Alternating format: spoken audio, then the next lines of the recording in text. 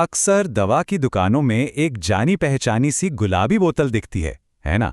पर कभी सोचा है कि उस बोतल के अंदर एक बहुत ही हैरान कर देने वाला वैज्ञानिक राज छिपा हो सकता है?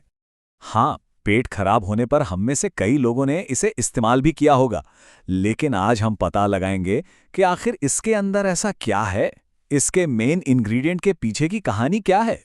तो ठीक है, चलिए फिर सीधे मुद्दे पर आते हैं, जानते हैं कि आखिर वो कौन सी चीज है जो इस दवा को इतना असरदार बनाती है। अच्छा, पहले तो ये देख लेते हैं कि इसे इस्तेमाल किस लिए किया जाता है। जैसा कि हम में से ज्यादातर लोग जानते ही होंगे, ये दस्त, अपच और खासकर ट्रैवलर्स डायरिया जैसी दिक्कतों में काफी काम आती है। और हाँ, इसे FDA से मंजूरी भी मिली हुई है। तो अब आते हैं सबसे चौंकाने वाली बात पर। इस गुलाबी दवा का जो हीरो है ना, वो असल में एक हैवी मेटल है। जी हाँ, आपने सही सुना, एक धातु। तो अब जब ये राज खुल ही गया है, तो चलिए इस दवा की बोतल से बाहर निकलकर सीधे उस एलिमेंट से ही मिलते हैं जिसका नाम है बिस्मथ। साइंस की दुनिया में यानी पीरियोडिक टेबल पर बिस्मथ को Bi सिंबल से जाना जाता है और इसका एटॉमिक नंबर है 83। ये ग्रुप 15 और पीरियड 6 में आता है। मतलब ये एक पोस्ट ट्रांजिशन मेटल है।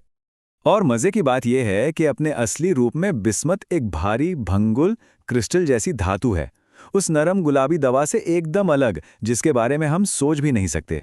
तो सवाल ये उठता है कि आखिर ये सख्त सी धातु एक सुरक्षित और असरदार दवा में कैसे बदल जाती है। चलिए आगे बढ़कर इसी को समझते हैं।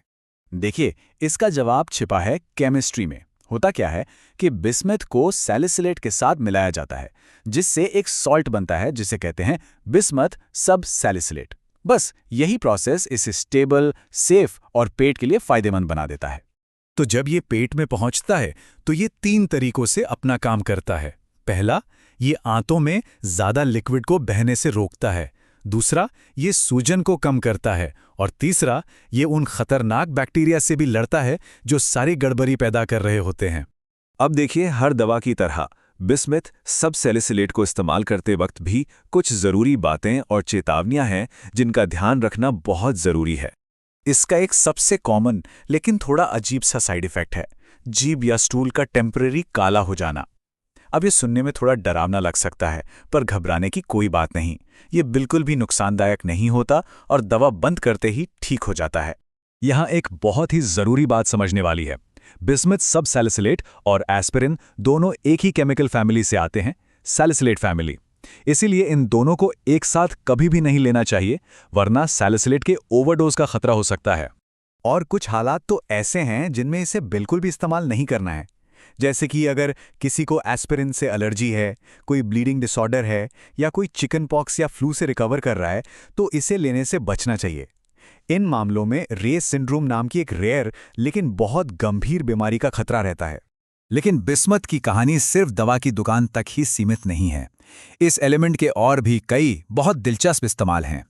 बिस्मथ का इतिहास देखें तो ये सदियों पुराना है। लोग इसे प्राचीन काल से जानते तो थे, लेकिन अक्सर इसे लेड और टिन ही समझ लेते थे। सोचिए, 1753 तक जाकर इसे एक अलग एलिमेंट के तौर पर पहचाना गया और 18वीं शताब्दी के आखिर तक आते आते इसका इस्तेमाल अपच के इलाज में भी शुरू हो गया था। और यहां से पता चलता है कि बिस्मथ कितना वर्सेटाइल है।